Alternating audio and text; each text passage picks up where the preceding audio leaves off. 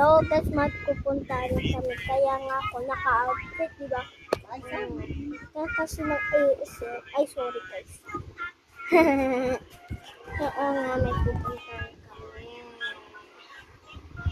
Kaya nga naka-makeup.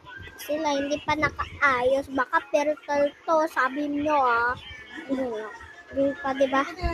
Ay, sorry, nabibis pala siya. So, sa part ko ipapakita yung episode kasi kakain kami ng Jollibee. So, sabay na yung picture kasi malapit na birthday ko, guys. Sa exam birthday ko. Kasi yung exam namin October 23 and October 24. Kasi birthday ni Papa ko na yun. So, sa part 2 ko ipapakita yung namumukbang ako ng Jollibee. Sorry guys, hindi ko papakita ang picture. So guys, bye-bye! Bye-bye!